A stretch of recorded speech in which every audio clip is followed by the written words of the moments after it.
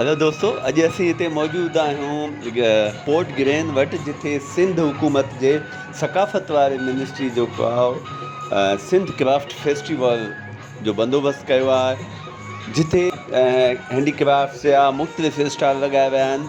हक़ीक़त में ही सिंध हुकूमत जो ख़ासि करे मिनिस्ट्री ऑफ कल्चर जो तमामु वॾो क़दम आहे, हिकु अहम क़दम आहे, जेको हुननि सिंध जे दिलि, सिंध जे गादियार शहर कराची, जेको पाकिस्तान जो बि वॾो शहरु आहे ऐं जंहिंखे हिकु बैन अल-अक़वामी शहर जी हैसियत बि मिलियल आहे, उन शहर में हिकु बहितरीनु लोकेशन ते, जेका पोर्ट गिरेन जी लोकेशन आहे, जिथे समुंड बि आहे ऐं ॿियूं शयूं बि आहिनि, जिते अची माण्हू हूअं ई इंजॉय कंदा आहिनि। ऐं जॾहिं हीउ फेस्टिवल जेको सिंधी कल्चर जो जेको फेस्टिवल आहे, इहो इन पोर्ट गिरेन खे हक़ीक़त में वधीक ख़ूबसूरत कयो आहे ऐं माण्हुनि ताईं सिंधी कल्चर खे पहुचायो आहे, या मुख़्तलिफ़ फैमिलीज़ खे, मुख़्तलिफ़ ख़ानदाननि खे हिक ॿिए सां मिलण जो बि मौक़ो ॾिनो आहे।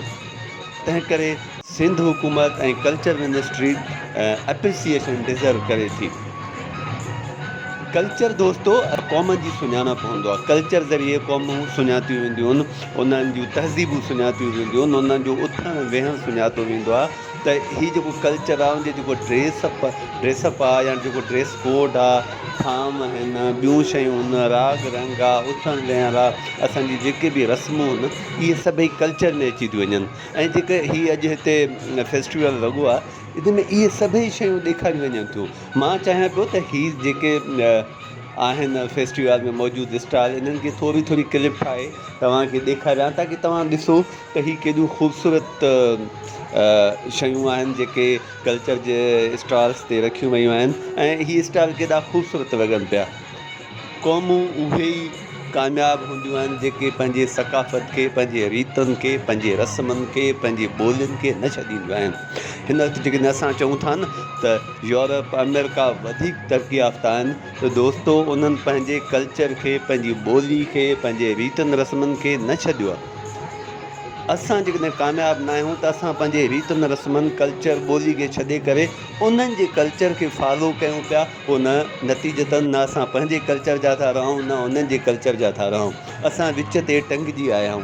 तंहिं करे कामयाबु क़ौमुनि वांगुरु पंहिंजे कल्चर खे ई माण्हू फॉलो करे, उन खे ई इस्तेमालु करे।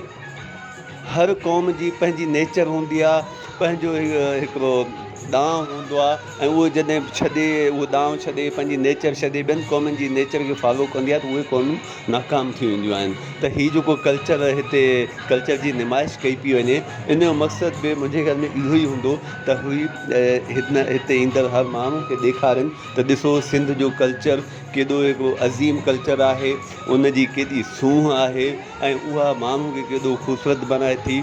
ऐं उहे माण्हू, सिंधी माण्हू या सिंध में रहंदड़ जेके बि माण्हू आहिनि, जॾहिं सिंधी कल्चर खे इस्तेमालु कनि था, सिंधी कल्चर जे मुताबिक़ ठहियल शयुनि खे इस्तेमालु कनि था, त उहे केॾा ख़ूबसूरत नज़र अचनि था।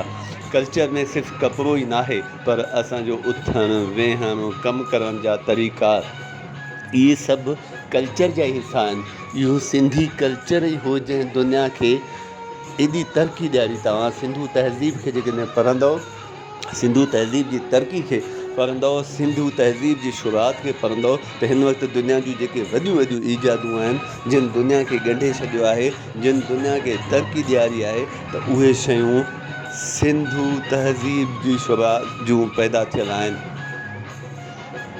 त दोस्तो, मूंखे उमेदु आहे त हीअ हिकु नंढी मुंहिंजी कोशिशि तव्हांखे पसंदि आई हूंदी।